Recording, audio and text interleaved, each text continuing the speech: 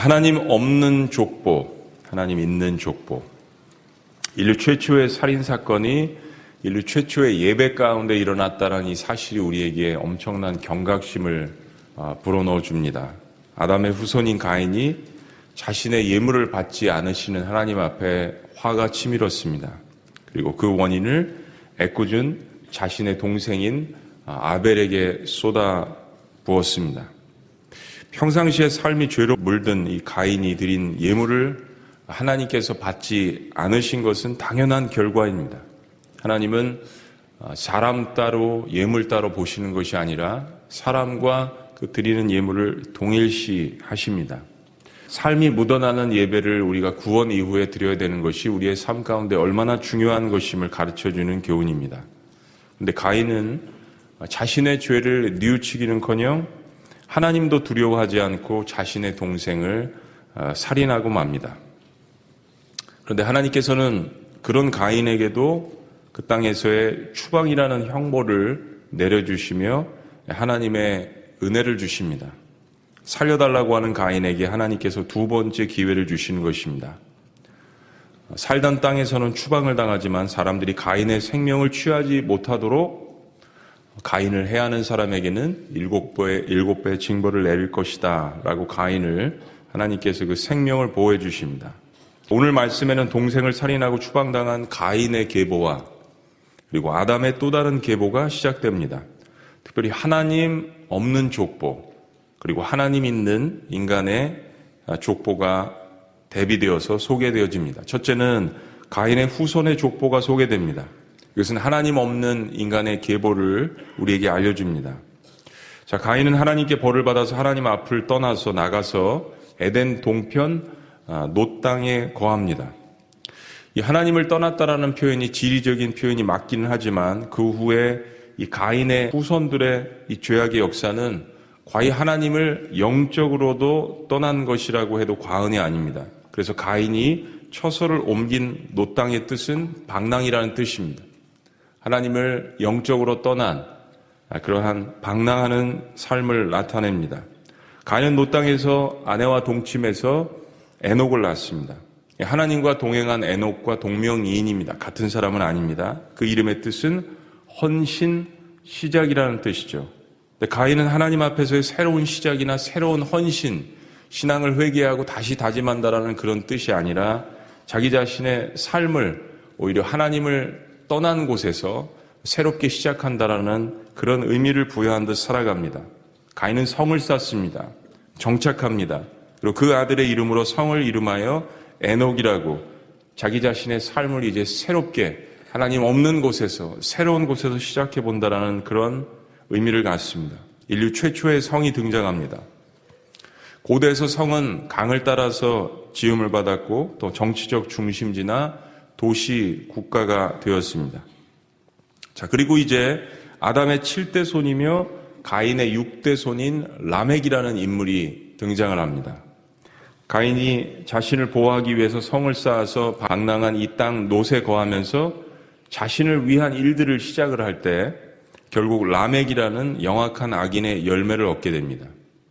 그리고 하나님 없이 시작된 인류의 한 족보에 라멕을 통해서 인간의 문명이라는 것이 발달하게 됩니다. 라멕은 악하고 음란하고 잔인한 삶을 살아가는 하나님을 떠난 전형적인 악한 인간의 표본입니다. 하나님을 떠나 예배하지 않는 이 가인의 죄가 고스란히 라멕을 통하여서 이어지게 됩니다. 라멕은 일부 다처를 처음으로 시작한 인물로 성경에 기록됩니다. 에덴 동산에 하나님의 법을 망각하고 한 여자와 한 남자가 결혼하는 것을 거부하고 아다와 실라라는 두 아내를 얻어서 가정을 꾸리게 됩니다. 인간의 욕망으로 하나님이 주신 가정의 법을 파괴했던 최초의 인물입니다. 또한 라멕의 교만은 극치에 달합니다. 오늘 본문 말씀 23절 말씀 우리 다 같이 한번 읽어보십니다. 23절 시작. 라멕이 아내들에게 이르되 아다와 실라여 내 말을 들으라. 나의 상처로 말미암아 내가 사람을 죽였고 나의 상함으로 말미암아 소년을 죽였도다. 자신이 전쟁에서 싸움에서 상처를 입었는데 그것을 복수하는 것을 자신의 두 아내에게 자랑을 합니다. 그리고 자신은 상처만 입었지만 자신이 뛰어나서 복수로 사람의 생명을 빼앗아 간다라는 것을 굉장히 기쁘게 자랑스럽게 이야기합니다. 람에게 교만은 여기서 끝나지 않습니다. 24절 말씀 다 같이 시작. 가인을 위하여는 벌이 7배일진데 라멕은 자기 조상들의 죄를 다 알고 있습니다. 구전을 통해서 전해들은 이야기 속에서 자신의 증조 할아버지격인 가인을 죽인 자에게 내려진 벌은 7배인데 자기 자신을 죽이는 자에게는 그 10배인 77배라는 것입니다. 그 벌을 내리는 자가 누구인지 라멕은 잘 알고 있습니다. 그런데 라멕은 오히려 교만하게 하나님을 비웃고 세상에 자기 자신을 자랑합니다. 그리고 스스로 법을 세우고 세상의 권세를 휘두르기 시작합니다. 가인의 경우에는 폭력이 가정에만 머물렀지만 라멕의 경우에는 폭력이 사회적으로 진화했습니다. 가인의 경우에는 하나님께서 벌을 내려주셨을 때 그 처벌을 두려워했지만 라멕은 오히려 자신의 악함을 자랑하고 자신을 건드리는 자는 벌이 77배를 받을 것이라고 교만과 허풍을 떨어댑니다. 더욱이 슬픈 것은 이 라멕의 아들들은 인간 문화 창조의 주도적인 역할을 합니다. 오늘 본문 말씀에 그런 인물들이 등장을 합니다. 야발은 가축을 치는 자, 목축업의 조상이 됐습니다. 유발은 수금과 퉁소를 잡는 자, 즉 음악하는 자들의 조상이 됐습니다. 실라가 낳은 두발가인은 구리와 쇠붙이를 다루었는데 기계와 무기 제작의 창시자가 됐습니다. 목축과 음악, 연장, 무기 제작 이런 것들의 시초가 가인의 후손인 라멕으로부터 나오게 된 것입니다. 라멕의 후손의 기록을 보면 이처럼 하나님을 떠나서 죄라는 것이 단순한 가정에 머물러 있는 것이 아니라 사회적으로 팽배되고 가중되어 가는데 그러한 영적인 흐름 가운데 인류의 문명이 발달됐습니다. 문명의 발달이 좋은 것이냐, 문화가 좋은 것이냐, 나쁜 것이냐의 문제는 중립적인 경우가 많습니다. 문제는 가인의 증손인 라멕의 자녀들이 하나님을 떠나서 하나님을 예배하고 감사하는 데 이 문명을 쓰지 않았다라는 것입니다. 인류의 문화는 하나님을 예배하는 것부터 시작되지 않았습니다. 때문에 하나님의 사람들은 생육하고 번성하고 땅에 충만하고 하나님이 지으신 에덴을 다스리라는 하나님의 문화 명령에 입각해서 우리의 삶의 전반부에 선악과를 송두리째 뽑아버린 모든 것들 속에서 하나님의 하나님 되심을 회복하는 모든 일에 앞장서야 할 것입니다. 여러분이 이처럼 모든 악기를 동원하고요. 우리의 음악을 통해서 하나님 앞에 영광 돌리고 영상을 통해서 말씀을 제작하고 그것들을 전하고 우리에게 중립적인 위치에 있는 어떤 기계들을 통해서 복음을 전하는 통로로 사용하고 문학작품을 만들고 모든 예술과 우리의 삶의 문명과 문화들을 통하여서 하나님을 찬양할 수 있는 것, 하나님 앞에 영광을 돌릴 수 있는 것, 이런 일들에 대해서 기쁘게 생각하시기를 주의 이름으로 축원합니다. 자랑스럽게 생각해야 합니다. 라멕의 손에 세상의 문화에 하나님을 높이는 것을 빼앗기지 말고 그것을 다시 찾아와서 그 모든 문화 예술을 통하여서 하나님을 이처럼 예배하고 경배하는 일, 하나님께서 너무나도 기뻐하시는 일입니다. 우리가 가진 모든 것을 통하여서 하나님을 높이고 경배하고 그분 앞에 영광을 돌려드리는 일, 하나님께서 너무나도 기뻐하시는 일인 것입니다. 라멕의 후손들에게서 나온 이런 문명들을 얼마든지 세상과 자기 자신의 유익을 위해서 사용할 수 있음에도 불구하고 하나님 없는 족보에서 세상의 영광을 받는 것보다 하나님 있는 족보에서 하나님의 이름을 부르는 후에 등장하는 에노스의 후손들이 되어야 할 것입니다. 오늘 이것만 보면 또 하나님은 무엇인가 우리의 심령 깊숙한 곳에 하나님께서 또 실패하지 않으셨나 라는 생각을 가질 수도 있습니다. 그러나 하나님은 하나님으로서 또 다른 계획을 세워가십니다. 가인의 역사, 또 라멕의 역사만 보면 여자의 후손이 사탄의 머리를 깨어 부실 것이라는 언약의 성취가 보이지 않는 것 같습니다. 세상에는 점점 더 악이 팽배하는 것 같고 점점점 악이 가중되는 것 같습니다. 그런데 가인을 닮은 라멕이 기술 문명의 역사를 써가며 승승장구해 갈 때 하나님은 한편에서 아담의 태에서 셋이라는 인물을 주십니다. 자, 25절 말씀. 25절 다 같이요. 아담이 시작. 아담이 다시 자기 아내와 동침하며 그가 아들을 낳아 그의 이름을 셋이라 하였으니 이는 하나님이 내게 가인이 죽인 아벨 대신에 다른 씨를 주셨다 함이며 아담의 나이가 130세였습니다. 아담이 셋을 얻으며 하나님께서 그에게 아벨 대신 다른 씨를 주셨다라고 이야기합니다. 한번 따라해 보십니다. 다른 씨.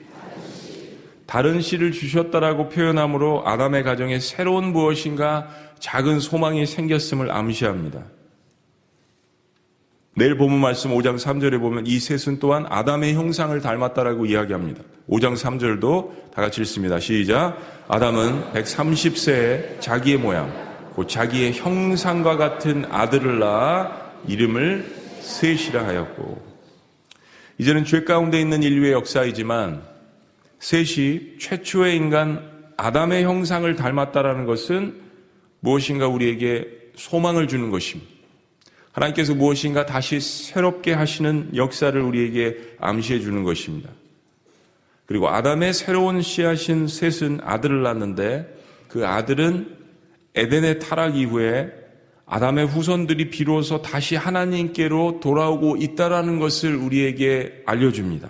자, 26절 말씀입니다. 26절. 다 같이 시작. 셋도 아들을 낳고 그 이름을 에노스라 하였으며 그때 사람들이 비로소 여호와의 이름을 불렀더라. 셋이 아들을 낳았는데 이름을 에노스라고 지었습니다. 이 에노스라는 뜻은 아담과 같은 인간이라는 뜻인데 집합명사입니다.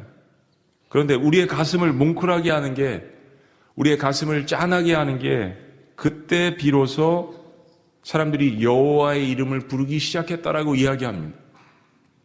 사도행전은 누구든지 주의 이름을 부르는 자는 구원을 얻는다고 했습니다. 아무런 소망이 없던 인류에게 하나님은 셋과 에노스를 통하여서 새로운 역사를 창조하시는 것입니다. 하나님의 이름을 불렀다라는 뜻은 무엇입니까? 그들이 비로소 다시 한번 영광을 하나님 앞에 돌려드렸다는 이야기입니다. 즉 아벨 이후로 무너진 예배가 그들의 삶 가운데 다시 회복되기 시작했다는 것입니다. 가인의 후손인 라멕은 자신을 찬양하고 문명을 쌓아나가며 그런 지식을 주신 것이 하나님임에도 불구하고 모든 영광을 가로채는 죄의 역사를 써나가고 있었을 때 하나님께서는 조용히 한 구석에서 그분의 역사를 써내려가고 계셨습니다. 하나님께 예배하는 인간의 역사를 계획하고 계셨던 것입니다. 결국 이 에노스의 족보는 하나님과 동행한 에녹으로 이어집니다. 그리고 방주를 지을 노아로 이어집니다. 우리는 때로 하나님 앞에 실질적인 질문을 합니다. 창세기를 읽어나가면서도 그렇고 우리의 삶에 닥치는 고난과 환난 속에서도 하나님 앞에 질문할 때가 있습니다. 하나님, 왜 그때 빈들에서 살인사건이 날 때 하나님은 침묵하셨습니까? 아담이 죄를 짓고 에덴에서 쫓겨났지만 그래도 선한 아들인 이 아벨이 하나님께 온전한 제사를 드리려고 하나님 앞에 제사를 아름답게 드렸는데 후세대에도 그가 의인이라고 이야기하는데 하나님도 기쁘게 받으셨을 텐데 왜 하나님은 그를 비참히 죽게 했나요? 하나님은 그 순간에 아벨의 피가 부르짖을 때 하나님은 도대체 어디 계셨나요? 가인의 후손들이 계속해서 이렇게 인류 문명의 역사를 하나님 없이 써내려가는 이 과정 속에서 하나님은 그 빈들에서 무엇을 하셨나요? 그리고 왜 가인이 이렇게 승승장구하고 성을 쌓고 라멕과 같은 강력한 악인이 나타나서 도대체 하나님의 역사는 여자의 후손들은 어디서 무엇을 하는지 하나님과 전혀 상관없는 문명을 이루고 우리도 때로는 그 혜택을 받고 있는데 하나님은 살아계신가요? 하나님의 역사는 창세기에서 과연 계속해서 이루어지는 것일까요? 하나님이 이루실 그 여자 후손의 계보, 하나님이 함께 하시는 인간의 족보, 새 창조의 역사는 하나님 어떻게 되는 것인가요? 단순히 창세기를 보면서 우리가 이런 질문을 하는 것이 아니라 우리의 삶 가운데 하나님의 역사가, 하나님의 역사의 진보가 무엇인가 내 삶 가운데 활발하게 진행이 되지 않을 때, 나는 고난의 한복판에 있는 것 같고 새벽 날개치며 저 바다 끝에 있는 것 같고 하나님은 나의 삶 가운데 침묵하시는 것 같은데 하나님의 역사는 어디에 있는 것입니까? 라고 우리는 질문할 수 있습니다. 당연한 질문입니다. 네, 하나님은 하나님의 뜻이 있으십니다. 하나님은 사람의 생각과 같지 않습니다. 우리가 보기에 비극이고 하나님은 실패하시는 듯이 보일 수 있지만 하나님은 하나님의 역사를 계획하시고 그분의 선교를 미시오 데이 이끌어 가십니다. 히브리서 11장 4절은 이렇게 이야기합니다. 믿음으로 아벨은 가인보다 더 나은 제사를 하나님께 드림으로 의로운 자라 하시는 증거를 얻었으니, 따라하십니다. 얻었으니 하나님이 그 예물에 대하여 증거하심이라. 그가 죽었으나 그 믿음으로써 지금도 말하느니라. 그가 죽었으나 그 믿음으로써 지금도 말하느니라. 아벨은 믿음과 삶으로 예배를 드리다가 형에 의해서, 그 질투심에 의해서, 시기심에 의해서 죽었습니다. 사실 그런데 따지고 보면 그렇게 하나님께서 때로 허용하시는 사건들이 선교지에서도 종종 일어납니다. 얼마 전에 40대 젊은 선교사님께서 터키에서 순교를 당하셨습니다.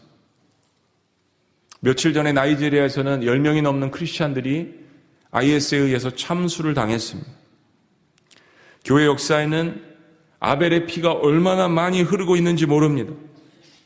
그때마다 우리의 마음속에 의문이 든다면 우리는 예수님께서도 이 사건에 대해서 하신 말씀을 기억해야 할 것입니다. 마태복음 23장 34절 35절에 주님께서 이렇게 이야기했습니다. 그러므로 내가 너희에게 선지자들과 지혜 있는 자들과 서기관들을 보내매 너희가 그 중에서 더러는 죽이고 십자가에 못 박고 그 중에서 더러는 너희 회당에서 채찍질하고 이 동네에서 저 동네로 따라다니며 박해하리라. 예수님께서 교회를 세우신 이후에 2000년 교회 역사 속에 앞으로 어떤 일들이 벌어질 것인지, 어떠한 고난과 박해가, 그리고 그들의 피를 통하여서 어떻게 복음이 증거되어질 것인지 주님께서 분명하게 다 하나하나 또박또박 다 이야기하셨습니다. 그러나 예수 그리스도의 요점이 있습니다. 35절 이렇게 이야기합니다. 그러므로, 따라하십니다. 그러므로 의인 아벨의 피로부터 성전과 제단 사이에서 너희가 죽인 바라바의 아들 사가랴의 피까지 땅 위에서 흘린 의로운 피가 다 너희에게로 돌아가리라. 하나님 없는 족보, 가인과 그의 자손 람에게 후손들은 결국 심판을 받게 될 것이라는 하나님의 놀라우신 말씀입니다. 그들이 아무리 바벨탑을 쌓고 문명이 발달하고 문화를 이루고 세상의 모든 것들을 지배하는 것처럼 보여도 그것을 선하게 써서 하나님 앞에 영광을 돌리지 않는 한 그들이 흘리게 한 피는 다 그들에게 결국 돌아갈 것이라는 예수 그리스도의 하나님의 아들의 심판의 말씀이 그들에게 결국은 임하게 된 것입니다. 그러나 비극적으로 죽음을 맞이하긴 했지만 세상의 기준으로 볼 때는 실패한 것 같았지만 아벨의 피는 여전히 하나님이 세우신 성전과 제단 사이에 흐르는 피로서 우리에게 증거하고 있고 그 의로운 피로 인해서 하나님은 인류 구원의 역사를 지금도 계속해서 2000년 동안 써나가고 있다는 이 사실을 주님께서 예언하시고 그리고 그 주님의 예언대로 이처럼 이루어지고 있다는 것을 믿으시기를 주의 이름으로 축원합니다. 의인은 오직 하나님을 믿는 믿음으로 살아나가는 것입니다. 죄의 문명이 비록 온 세계를 뒤덮는 거대한 파도와 같아도 하나님은 아벨의 피를 통하여서, 셋을 통하여서, 에노스를 통하여서 그의 선하신 역사를 계속해서 이끌어가고 계십니다. 이것을 볼 수 있는 것은 믿음의 눈밖에 없습니다. 성경에서 이야기하신 하나님의 약속의 말씀을 붙들고 나아가야 하는 것입니다. 어제 하루 종일 하나님의 말씀을 준비하다가 시편 84편 말씀을 하나님께서 마음 가운데 주셨습니다. 늘 이 말씀이 마음 가운데 한 구석에 있는데 이 아벨의 피 그리고 이 셋과 이 에노스의 역사를 묵상을 하다가 하나님께서 다시 한번 이 말씀을 주셨습니다.